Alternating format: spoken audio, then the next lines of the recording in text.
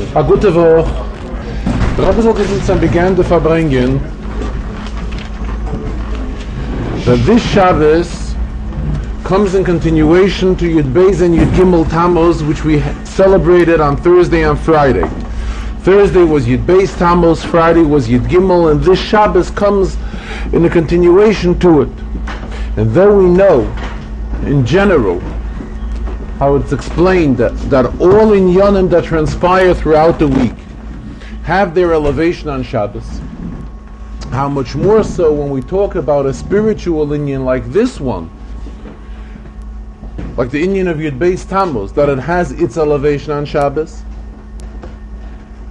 And furthermore, when straight from Yud Beis and Yud Gimel Tammuz we enter straight into Shabbos and there's no lapse in between.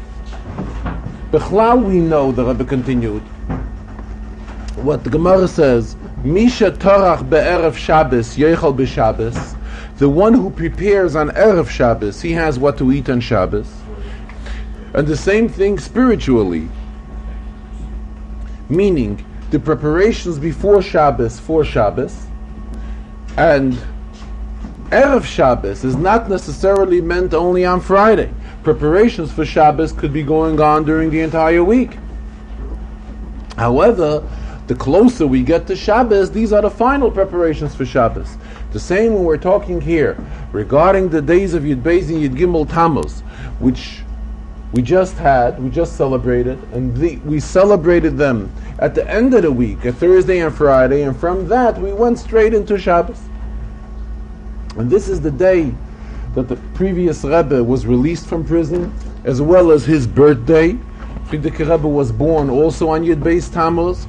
As the Rebbe throughout the Farbrengen was referring to the Frierdiker Rebbe, he referred to him the Baal HaSimcha v'Hagula, the one who was released, Baal Simcha and Gula, redeemed from prison, and also the Baal Yoim HaYiledes, being that it is his birthday. His birthday was on Yud Beis Tammuz as well. And this year, the Rebbe continues, is of particular significance because of the fact that this year it is 60 years since the first Yud Beis Tammuz. In other words, 60 years ago, that Frierdiker Rebbe was released from prison. And when we're talking about 60 years, the Rebbe says, it doesn't mean that this is the 60th year and it's just a way of counting and calculating the years. It means that all of the inyanim and all the revelations of godliness which we had throughout all the years, when it comes the 60th year, we have all of these past revelations plus the revelation which is coming out, which is coming through this year because of the fact that this year is the 60th year. In other words, we have all the advantages of all the past years, each and every one of them, plus the advantage of this year, that this year is the 60th year. And therefore the Rebbe continued later that it is most appropriate on these days to discuss and alert everyone to the importance of learning chitas daily, because this is something which was instituted by the Frierdiker Rebbe. He was the one that introduced the concept of learning chitas, the shiurim of Chumash, Tehillim, and Tanya on a daily basis. And also, nowadays, the importance of giving tzedakah. As the Rebbe at many occasions stresses in Farbrengens, the importance of tzedakah at all times, and especially tzedakah in conjunction with Yud Beis Tammuz, Yud Beis and Yud Gimel Tammuz. And these are the inyanim, these are the matters which were very much demanded from the previous Rebbe, from the Baal HaSimcha v'Hagula.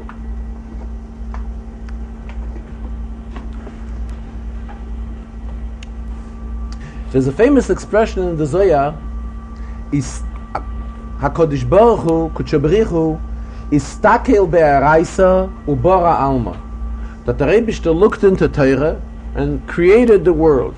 In other words, the world is a kind of a blueprint. Torah is a kind of a blueprint for the creation of the world. Istakel be'araisa ubara alma. The Rebbe says every expression is extremely accurate. In Hebrew, when you want to say to look into something, not always must you use the lashon of histakel. You could use roya. Re'iyah is the usual word in Hebrew which is used to look, to see something or to look into something. When the word histakel is used, histakel is a word which means a deep insight, a real deep look. Mamela, this is what the Zohar tells us. HaKadosh Baruch Hu was istakel be'eraisa u'bara alma. In what way did he look into Torah? Not just something in a very light way, in a very lofty way. It was istakel be'eraisa, a deep insight look in Torah, and from Torah he created the world. The same the Rebbe says. Yidden are acting in the path of the Rabbeinu Shalom. We know, according to many poskim, it's a mitzvah, and according to many of them, it is a mitzvah min haTorah, that we have to follow the path of the Rabbeinu Shalom, lihi domois leboire, to compare ourselves, to do things which the Rabbeinu Shalom does. Therefore, the attitude of a person, the Rebbe says, has to be the same. The attitude of a Yid has to be such, istakel be'eraisa u'bora alma. What does that mean? The Rebbe says that we find it in the writings of the Friedrich Rebbe, where the Friedrich Rebbe explains that everything that a Yid does, he has to make sure that it's done in accordance with halach. And if he's in doubt, he has to check before he does it. He has to verify it. Go open a Shulchan Aruch, or go inquire if what you're doing is in accordance to Torah. In other words, everything what a Yid does, bara alma, everything what a Yid does as far as upkeeping the world, has to originate in istakel be'eraisa. He has to take a deep look into Torah, a deep insight look into Torah, and only then can he do whatever else he chooses to do, even if we're talking regarding worldly matters. Because Torah is the guide of a Yid, and whatever he does, as the Rebbe stresses many times, that we say as far as Torah, that Torah is Torah's Chaim. It's a Torah of life. What do we mean by Torah's Chaim? That means that everything we do in our lives has to be in conjunction with Torah and has to be approved by Torah. So the same here, we are saying istakel be'eraisa u'bara alma, that whatever we do regarding to bara alma, regarding to the existence of the world, has to be istakel be'eraisa. Furthermore, based on this point, that person is supposed to compare himself to his master, to his creator,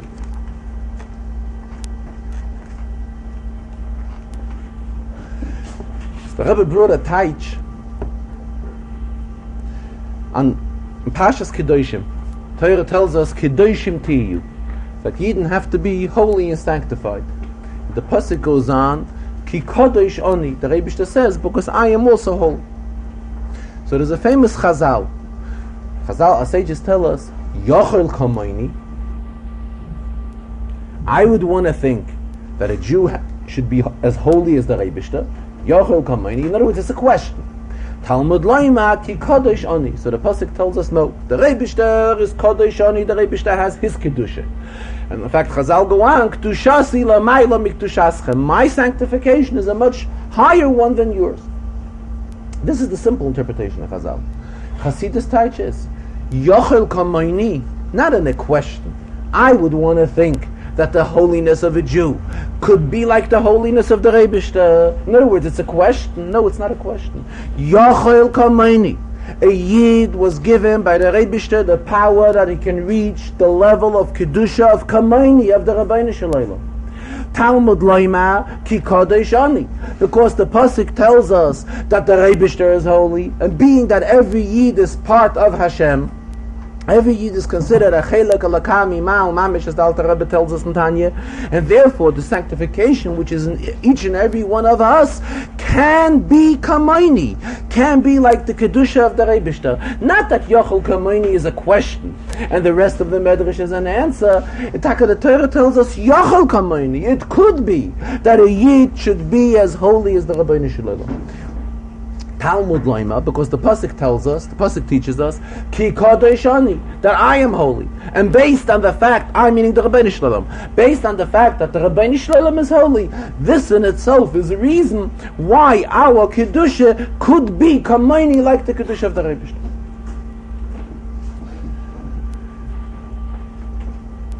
Rabbi says, now that we've referred to this concept of istakel be'araisa bora alma, how we have to take a deep inside look, not just in a very light way, but in a deeper way, deeper insight, look into Torah.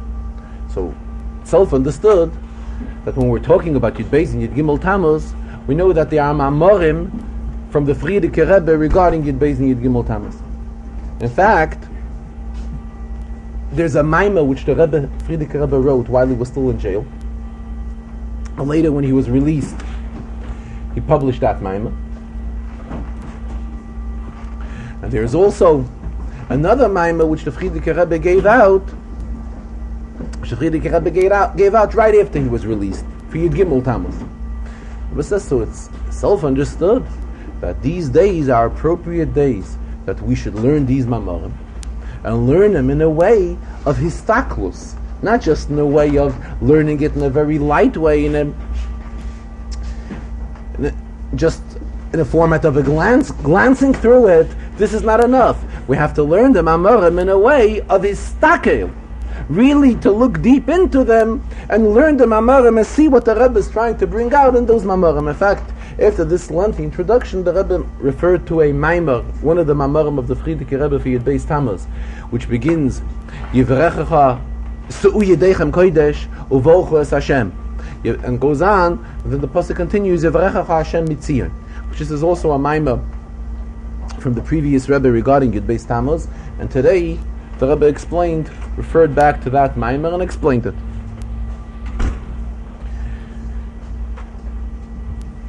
In the Farbrengen, as it's customary that the Rebbe explained an inyan in a Rashi. In fact, when he explains an inyan in Rashi, there are two types of approaches in Rashi.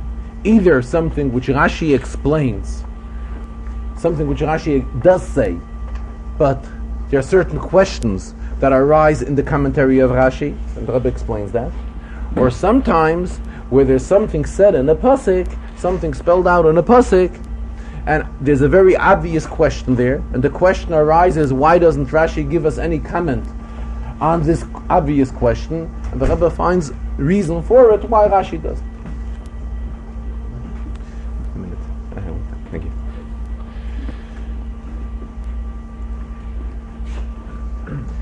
Thursday night in the Farbrengen, it was a Farbrengen Thursday night, short of Farbrengen, and today, the Rebbe spoke a continuation to an inyan which he spoke Thursday night.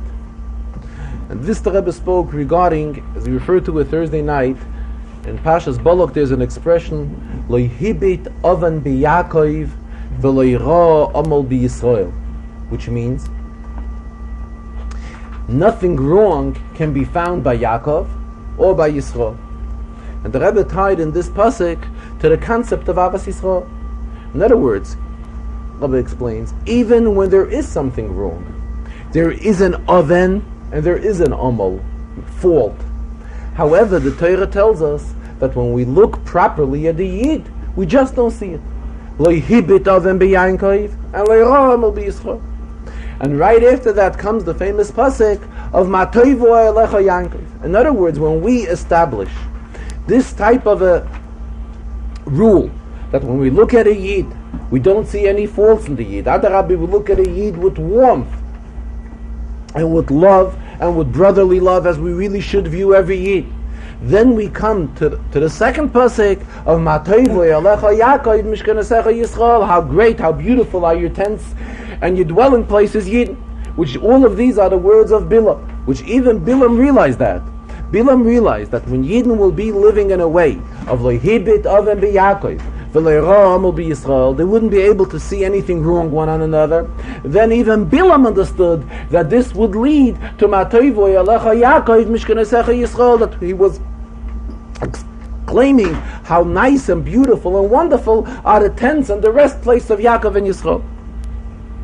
And today in the Farbrengen, the Rebbe spoke with a lot of distress regarding contemporary inyanim that are going on, which are not in accordance to Avas Yisrael and Achdus Yisrael, but on the contrary, it's an Indian of, the Rebbe uses the expression of Rechilus, Leiselech Rogil, which is a pasuk in the Torah and Pashas Kedoshim, in the Seder which we just referred to, where the Torah tells us Kedoshim Tiyu, that a Yid is supposed to be holy and sanctified.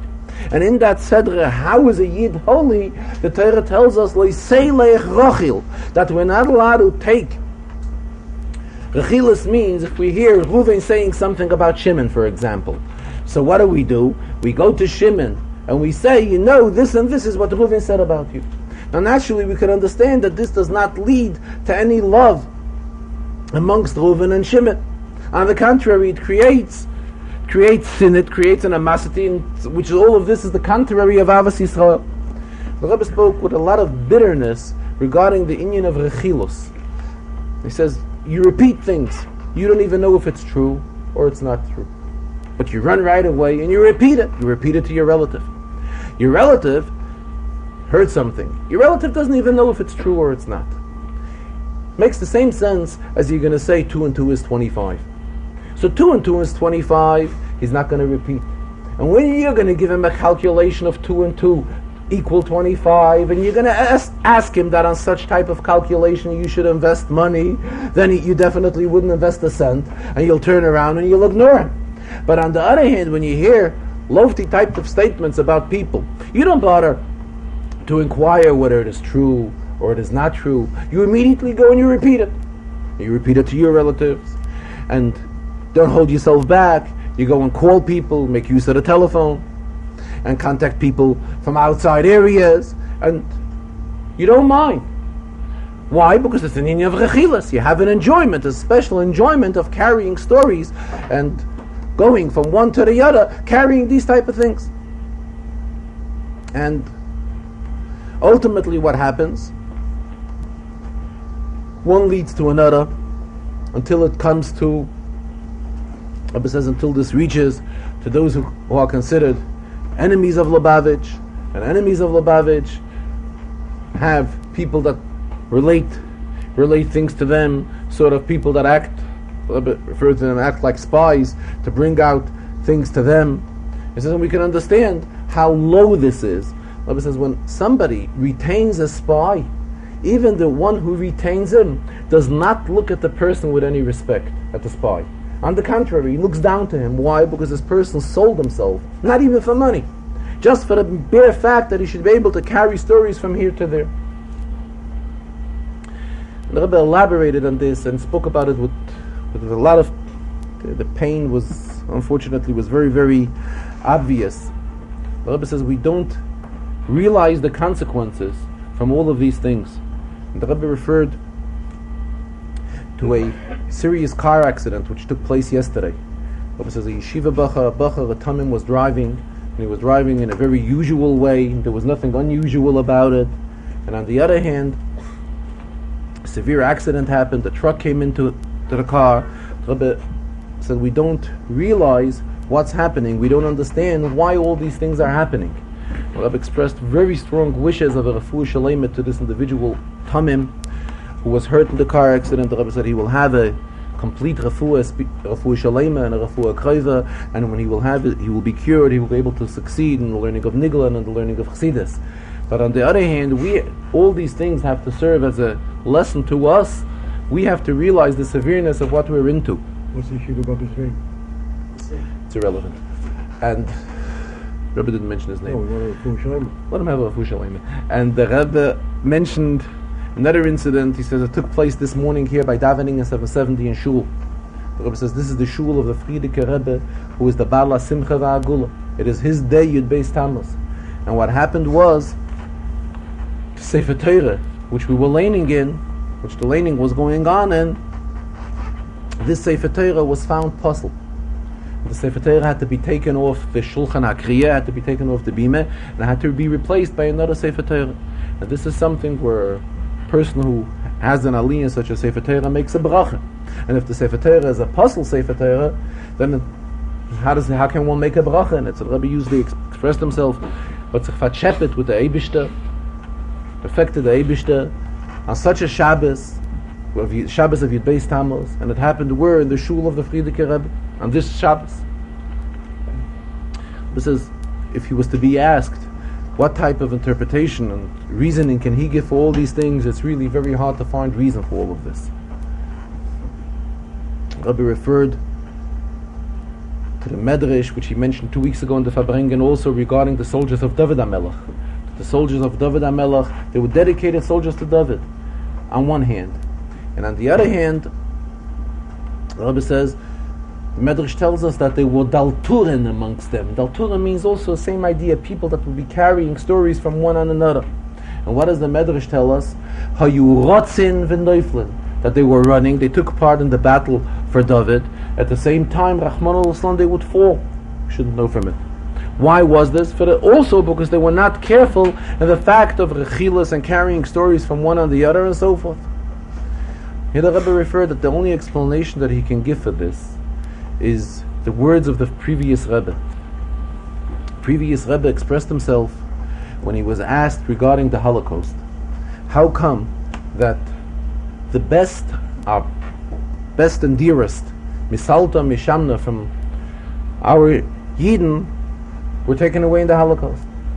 So the previous Rebbe responded with a mashal, with a parable. He said that when a child does something wrong, regardless of what part of the body does something wrong, a smack is usually given in the face. Even though the face didn't do anything wrong, it was may have been other parts of the body that committed something wrong. However, a smack is given in the face. This is the only explanation the Rebbe says he can find on contemporary things, and the reason for it is, again, she kept on stressing the fact of the rechilos, of having enjoyment, of carrying stories, and stories that have no truth, that have no ground. The Rebbe says you carry stories, what one person is talking with another person in a car. How could you know what two people are talking about in a car if you're not in the car? And observing how much time is spent in the car amongst people and so forth. If you're not there, here the Rebbe expressed himself. A yeshiva bacha comes out saying that people were sitting in a car for over 2 hours. How does a yeshiva bacha have free 2 hours to watch who's sitting in a car and talking for over 2 hours? That's not for a yeshiva bacha. A yeshiva bacha has to be occupied sitting and learning. Where does he have the 2 hours, the over 2 hours to watch somebody? And again, the Rebbe elaborated a lot on this, but the bottom line of it all was the Rebbe's strong appeal that all of this should be cut out. And the Rebbe says, you know that everything he likes to tie with Mashiach. We are 3 days before Shivasa B'Tammuz. And Shivasa B'Tammuz is the days when the 3 weeks begin. Memela, what's our obligation? First of all, before the 3 weeks, we have to rectify all of Inyanim that went wrong in the realm of Avas Yisrael. Why? Because the destruction of the temple was because of sinas chinam, because of hatred without any reason. So if we want to do something to rectify that, we want to get back to Beis HaMikdash from the Rebishter, and we are eager to have Mashiach come. How can this be done? By us excelling in Avas Yisrael and Avas Chinam. By us excelling in Avas Chinam, we will rectify the sinas chinam which led to the destruction of the temple. And again, being that we are 3 days before Shivasa B'Tammuz, the Rebbe again urged that it's most appropriate to do tshuva on all the wrong things which were done. And tshuva something which can be done instantly. Tshuva's expression is b'shaita chada or beriga chada, in one moment and in 1 second a person can accomplish tshuva. Rebbe quoted the expression Chazal probably, umoide v'oizei v'yerucham, the one that will admit on all his wrongdoings and will leave go from all his wrongdoings. In other words, he will drop doing them, he will stop doing them. Yerucham, and this person, Rachmanis, will be used. In other words, this person will have pity on him. But the main thing is he just has to stop doing what he's doing. And again, especially now that we're talking in the days before of Shivasa B'Tammuz, it's extremely appropriate to stop all these type of things and start being involved in Inyanim of Avas Yisrael and Achdus Yisrael, love from one Jew to another Jew. In the Farbrengen of Thursday night, as well as in today's Farbrengen, the Rebbe mentioned several times, today it was mentioned several times, that tonight, 15 days in the month of Tammuz, is the Yortzeit of the Ohr HaChaim. 15 days Bechlal is a very outstanding day. As the Zohar uses the expression, Kaima Sihara Bashlemusa. That expression is quoted often in Hasidus. That's the day when the moon is at its completeness. The Rebbe says if we want to know when it is, it's not the night from Tezvav to Tezayin, because then it's already towards Tezayin. It's the night from Yudalu to Tezvav, which is tonight. And this is the day of the Yortzeit of the Ohr HaChaim. Regarding the Ohr HaChaim, who wrote this commentary on Chumash, Ohr HaChaim, but there's a famous legend repeated by Chassidim. That Chassidim say that there's a very strong shaykhis, there's a very strong relation between the Baal Shem Tov, the Ohr HaChaim, and Mashiach, David Melech HaMashiach. The Rebbe didn't spell it out this way, but Chassidim relate, and obviously this is what he's referring to, that there's Chassidim have Kabbalah. Chassidim relate that the Ohr HaChaim HaKadosh and the Baal Shem Tov lived in the same time. They never saw each other. Baal Shem lived in Europe, the Ohr HaChaim HaKadosh lived in Morocco, and from Morocco he went to Eretz Yisrael. But the Ohr HaChaim HaKadosh and the Baal Shem Tov, there was an extreme strong friendship between the two of them. Chassidim say that would the Ohr HaChaim and the Baal Shem Tov meet physically, meet personally in other words, then Mashiach would come. Also heard, the Rebbe didn't mention it, but now that people are talking about the Ohr HaChaim, relationship between the Ohr HaChaim and the Baal Shem Tov, Chassidim also relate that when the Ohr HaChaim passed away, which was in Eretz Yisrael, and the Baal Shem Tov was in Meshbish, in his city, and naturally there were no means of communication then like we have today, the Baal Shem Tov knew that the Ohr HaChaim passed away. In other words, the Baal Shem Tov saw in his ways of seeing, to such an extent was their love and the friendship between the Baal Shem Tov and the Ohr HaChaim, that the Baal Shem Tov tore Kriya when he heard of the passing of the Ohr HaChaim. The Rebbe did not mention it, but I heard it last night. Which again, this shows on the closeness between the Ohr HaChaim and the Baal Shem Tov. What do you do? He took like a part of his life. Yes. In the Rashi, which the Rebbe explained today, and this week said the Rebbe explained the famous pasuk of Matoivu Alecha Yaakov. What means Matoivu Alecha Yaakov? So Rashi comments that Bilam said, "How beautiful are your tents, Yaakov! Ro she'ein pischayim mechuvanim zu lazu." What brought out by Bilam that he should admire how the tents of the Yidden are set up?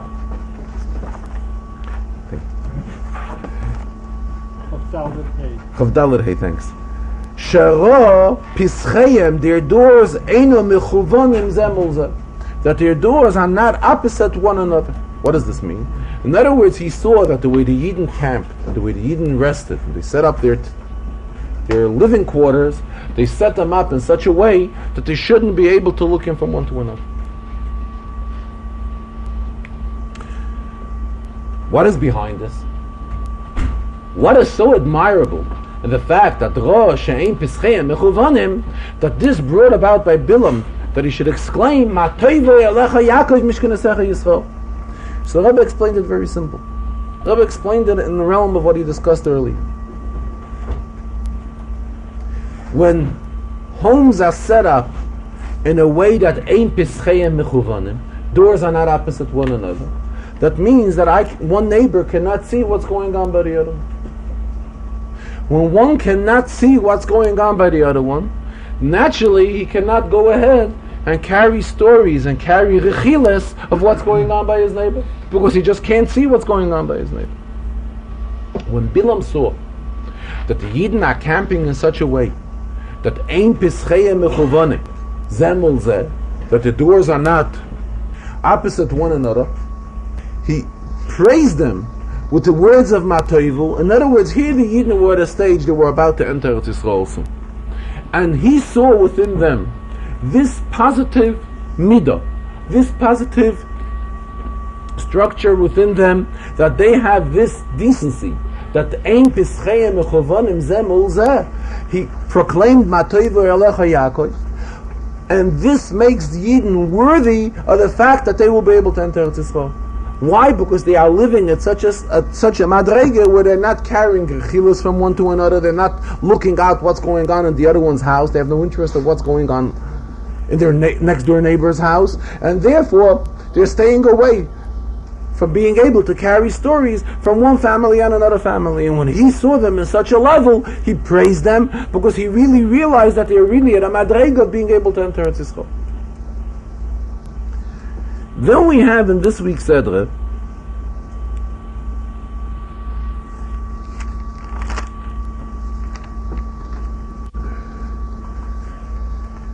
as Bilam keeps on talking, that is in Shvi, in Pasuk Yud Zayin, where he says, Erenu v'lo yatu. I see him, but something that will happen not now, something that will happen later. Ashurenu v'lo yikorev. Dorach koichav mi Yaakov, v'kom shevet mi Yisrael, u'mochatz pasei moya v'karka kol b'nei sheis. So Rashi comments, what is he referring to? He's referring to things that are going to happen. Mochatz pasei moya refers to David.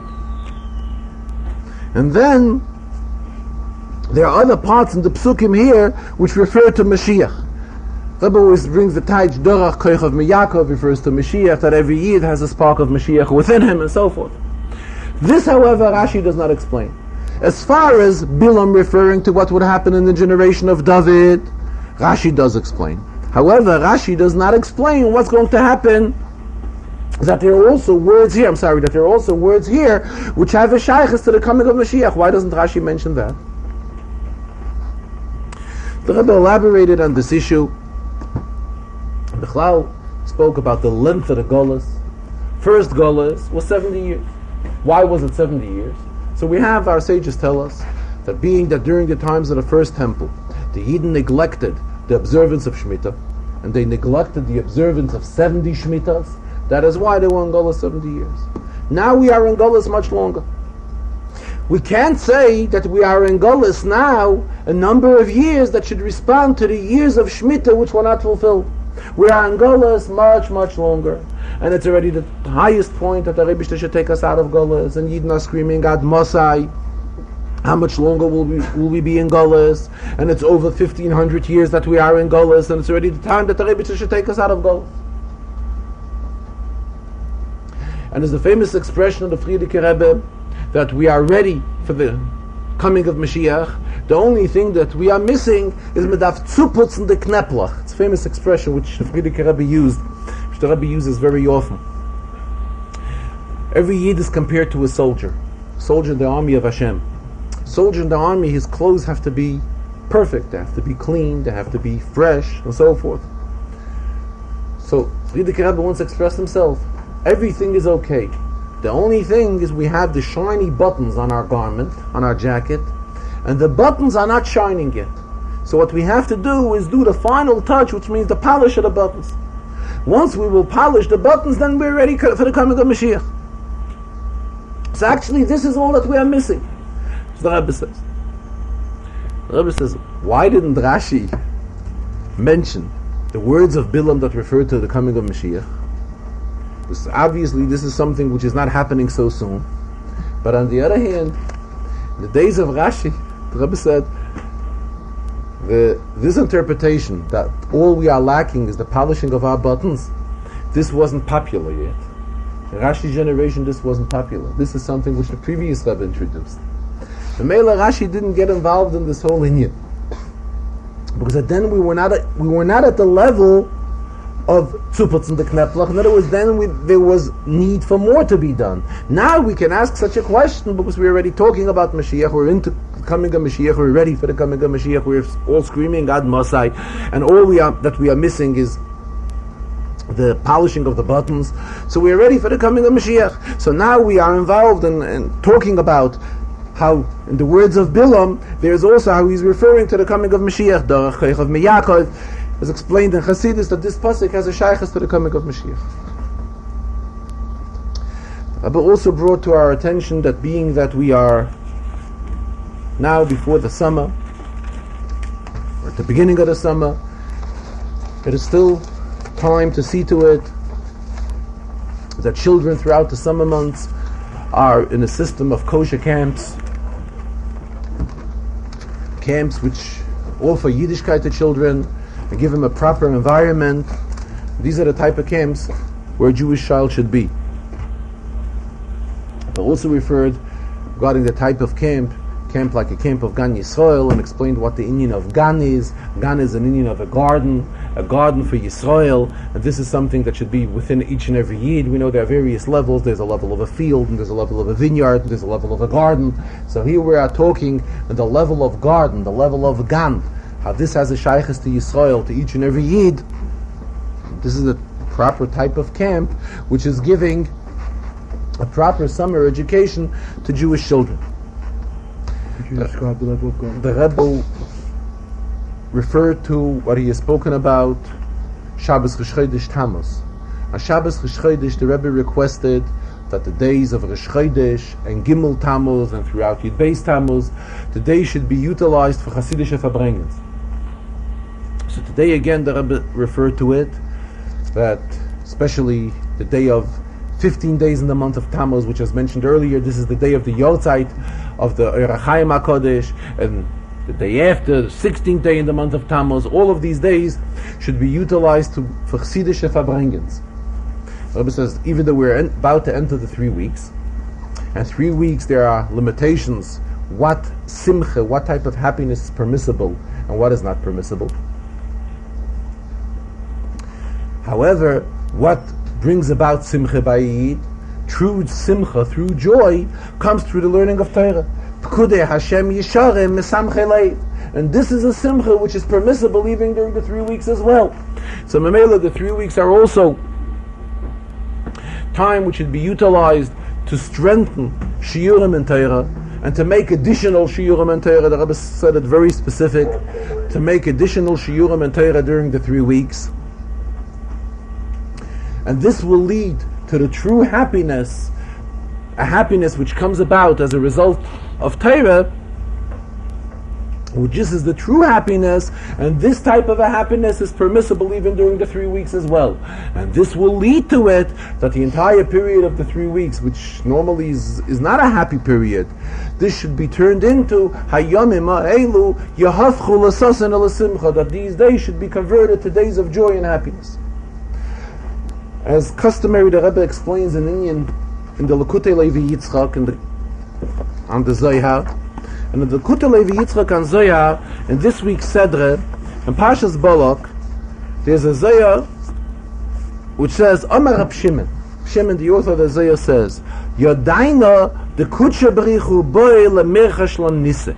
We know that the Rebbe wants to make us a nest, to make a miracle for us. And he gets into an incident describing a miracle which the Rebbe should make. So the Rebbe raised the question, we know that Bichlal, we are not eager looking forwards for miracles. In other words, there's an expression which the Rebbe quotes often, quoted it today again, Kutshebrichu le'ovid nisa lemagona. The Rebbe does not make a nes, a miracle, without any reason. In other words, we should not just look forward towards miracles. There's the natural way, so-called natural, this is also led by the Rebbe, which the Rebbe has set up the world, and this is the way the Rebbe runs his world. We don't have to look forward, have an interest that the Rebbe should do things which should be contrary to the regular routine of the world. And here the Rebbe brought in the interesting story of the Alter Rebbe. That when the Alter Rebbe was in prison, he was once taken from one area to another for investigation. And the Alter Rebbe saw the new moon, and the Alter Rebbe asked the guy who was driving the boat which they were sailing in, that he should stop the boat, because the Alter Rebbe wanted to be mechadish the Lavana, he wanted to say the tefillah over the new moon. The guy refused. When the guy refused, the boat stopped by itself. Once and again, so that the guy already realized that he has a godly person, a saintly person who is his company, and why can't he not keep on sailing the boat? It's because he has refused the request of the Alter Rebbe to stop the boat so that he should be able to be Mechadish the Levan. Until finally he granted him permission that he will stop the boat so that Alter Rebbe could be Mechadish the Levan. So the question arises, if the Alter Rebbe was powerful, that he could have the boat stopped, why did he need his permission later to stop the boat willingly? He had always stopped the boat, so he could have been Mechadish the Levana when the boat stopped with the koyach, with the strength of the Alter Rebbe. Why did he have to come on to the permission of this Gentile who was driving the boat for him, who was sailing the boat? So what do we derive from this? From this we derive that a mitzvah has to be performed in a natural way. And therefore, though the Alter Rebbe showed his power, and he could stop the boat, this was only to show him that he could stop the boat and that he should give permission to let him be Mechadish the Levana. But to go ahead and do a mitzvah in a way of on a basis of a nes, on a basis of a miracle, this is not the proper way. Excuse me. So if so, the Rebbe is asking, why is it that Reb Shimon is using the expression and the Zayah Yodaina the Kutsha Brichu Boi Lamechesh Lo Nisa? We know that the Rebbe wants to perform a miracle for us. The Rebbe explained that there are special times by the Rebbe when the Rebbe wants to perform a nes. True, the Rebbe set up the world in the realm of nature, in the realm of Teva. However, there are times when the Rebbe puts himself into a position of a nes. And a person like Reb Shimon was well aware when this time was.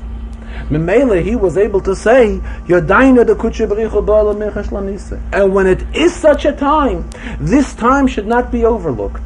This time should be utilized. It's not the ordinary way of serving the Rebbe. This is not the accepted way. But however, when it does happen, and a tzaddik like Reb Shimon, or anyone in his caliber, realizes, I don't know if it was here or elsewhere in the Farbrengen, the Rebbe referred to a very sharp saying quoted by Chassidim. I think it's in the name of the Alter Rebbe, I think so. That Reb Shimon ben Yochai, even though he had to hide in a cave, and not for one day, and not for 1 year, he was there for such a long time. At the same time, it is brought that Reb Shimon ben Yochai did not feel the Churban Beis HaMikdash. In other words, he had such a high revelation of godliness to him, just like in the times of the Beis HaMikdash. What's the meaning of the Beis HaMikdash? Beis HaMikdash is a place where the Shechina dwells, where godliness is revealed. That's the whole meaning of Beis HaMikdash. Reb Shimon ben Yochai, even in a later generation, was at such a level that he did not feel the chum. Reb Shimon ben Yochai knew that it's a time when the Kutshe B'richu B'oil Mechesh Lo Nisa, when the Rebbe wants to make an es, when the Rebbe wants to perform a miracle. If it's a time when the Rebbe wants to perform a miracle, then you have to go ahead and accept it. In the Shir of Rambam, which is learned today, it's also in the halachas that deal with the Beis HaMikdash. We know the Rebbe referred to it. We know it from previous years. The Rebbe mentioned it. It's the Rebbe's request that during the 3 weeks we should learn in Yonim in the Rambam and in Gemara that have to do with the Beis HaMikdash. And today in the Shia of Rambam, it's in the halachas of Klei HaMikdash. And in the halachas of Klei HaMikdash, the vessels that are used in the Beis HaMikdash, the Rambam tells us that there were 15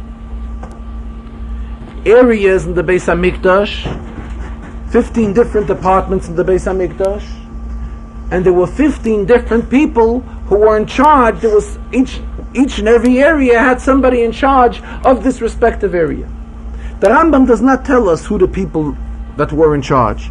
However, the Mishnah does tell us. It's a Mishnah in Shkolim, Masechta Shkolim, where the Mishnah tells us, lists all the people who was in charge of each and every one of these 15 areas, which the Rambam lists here in the 7th parak of Klei HaMikdash. So the question arises, obviously, these departments were going on for quite a few years. We cannot say that it was the same person in charge all the years. So who are the names of the people that are listed in the Mishnah? So the Rebbe brings that there are two Peshatim, there are two commentaries. There's one way to learn it, that the Mishnah lists those who were first appointed for this position. As these departments were opened, who was the first one in charge of each department? That's one way of learning. Another way of learning, that the Mishnah doesn't necessarily list the first ones. Mishnah lists those who were the most honorable, the most choshevste. In other words, could very well be that the Mishnah tells us who was in charge of one inyan, the Mishnah tells us one person. Who was in charge on the next inyan, the Mishnah tells us a second person, that these two people may have lived apart from each other quite a few generations. However, the Mishnah lists which one of the people in charge that excelled mostly of all of those in charge in his specific area. Straight down throughout all the 15 areas. B'chlal, the number of 15, the Rebbe says, is a very important one, because the number of 15 deals with the Rebbe's name, Shem Yud K. Shem's name, Yud, and the letter K, is a total of 15. Also, it's customary in the Farbrengen that the Rebbe explains Pirkei Avos during the summer weeks, and as he elaborated on a few weeks ago and mentioned it today again, that now it is the minig of Chabad that we recite Pirkei Avos not only between Pesach and Shavuos, but we adhere to the Yesh Noyagin, which the Alter Rebbe brings in his Siddur, that we recite Pirkei Avos from Pesach until Rosh Hashanah. The Rebbe also stressed very strongly the fact that the Alter Rebbe inserted the Pirkei Avos into the Siddur. The Alter Rebbe made a Siddur which was a text of davening. And a text of davening which would be a davar hashava l'chol nefesh, it's equal to everyone. And in this Siddur, where obviously the Alter Rebbe had an interest not to put in things which are not relevant for the Siddur. He didn't want to put in things which have no importance to the Siddur. Especially it would make the printing of the Siddur more costly, especially when we're talking in those generations where printing costs were high. And the Alter Rebbe was out to put in things which are equal to everyone and needed to everyone for a text of davening. And nonetheless, the Alter Rebbe put in also Pirkei Avos. So we see that it's something which is of extreme importance to everyone. If we were to look for a Mishnah in Pirkei Avos to learn today, the Rebbe says we have to look for a Mishnah that has something to do with the concept of Yud Beis Tammuz, something that has to do with the inyan of Geula. The Rebbe referred to the Mishnah in Perik Vav. It's the Perik of Kinyan Torah, actually. It's the way how one acquires Torah. And the 6th Mishnah starts telling us that Torah can be acquired with 48 different ways. And one of the inyanim which the Mishnah says is a oimer dava b'shem oimrei. You say something in the name of its author. But this is not enough. Mishnah doesn't stop with this. Then the Mishnah goes ahead and says, how teaches us? If somebody says something on behalf of the person who's the author of this saying, Mishnah says, he brings a redemption to the world. Where do we find this? We find this by Queen Esther, that she related the message to Achashverosh in the name of Mordechai, and this ultimately led to it that it saved the entire nation. Well, it brought something to our attention. The Mishnah lists here 48 different ways how to acquire Torah. And the Mishnah doesn't add on anything to any one of them. It's just to this one. Regarding the importance of saying something over in the name of its author, that the Mishnah adds on, from here we see that when you say something in the name of somebody, it brings Geula. The Rebbe explained it briefly. The idea which the Rebbe brought out was, normally we should think twice whether we should be an Oima Dava B'Shem Oimrei or not. Why not? Because we just spoke on the negative side in the inyan of Rechilas, to stay away from repeating what other people say. So the Mishnah here is telling us, though we know how you have to be careful on Rechilas, not to be a Hilach Rogil, go ahead and repeat, carry things from one to another and so forth. Rabbi says this is spelled out. Seriousness of this is spelled out very clearly in Chumash, and it's spelled out in the Alter Rebbe Shulchan Aruch and Chelek HaRachaim. However, when it comes to Torah, it's something completely different. comes to Torah, spiritual things, here don't take in consideration the concept of rechilas. There's no rechilas going on here. On the contrary, here, if somebody says something in the name of its author, it helps. Maybe gula oilam. Shenema v'teimer est lamelech b'shem Mordechai. The Rebbe concluded the Farbrengen, says that the last words of this Perek, of today's Perek, is V'Eimer brings the pasuk Hashem yimloich la'ilam v'ed, that the Rebbe shall reign forever and ever. Now, what time does this apply to? What period, what era does this apply to? Naturally, this refers to the time when Mashiach will come. Time when Mashiach will come, then it will be extremely obvious that Hashem yimloich la'ilam v'ed. And the Rebbe related the famous episode which happened by the Rabbeim, that there was a kates. A kates means a year which is brought in Svarim, that this year is set aside for the coming of Mashiach. There was a kates for a certain year, and that year the Likutei Torah was printed. Likutei Torah is the Mamorim from the Alter Rebbe and Chamoshim of Vayikra Bamidbar and Devar. So the Rebbe Maharash came into his father, the Tzemach Tzedek, and he said, Tafrei Ches. And he said, isn't there a kates for Tafrei Ches? So he said, so his father responded to him, well, aren't you satisfied with the fact that the Likutei Torah was printed? In other words, the intention of the Tzemach Tzedek was, as it seems, what is the whole meaning of Mashiach is the fact that godliness will be revealed. Tzemach Tzedek looked at the fact that the Likutei Torah was printed, that this is a tremendous revelation of godliness. It's an inyan of Afatas HaMayonis. It's bringing the wellsprings of Chassidus. And those generations, you have to realize, in the times of the Tzemach Tzedek, there were very few printed Svarim of Chassidus. It was tremendously taken over with the fact that the Likutei Torah was printed. So the Rebbe Maharash responded to him. He told him, Tate, he said, what we need Mashiach b'poyel. The fact that the Likutei Torah was printed, this is not sufficient. What Yidden really need Mashiach. We need Mashiach. This is what the Rebbe stressed very strongly in today's Farbrengen, and this is what this Perek concludes. Hashem yimloich la'ilam v'ed. When will it be obvious by everyone, that everyone will see and feel and realize that Hashem yimloich la'ilam v'ed? That will be in the time when Mashiach will come.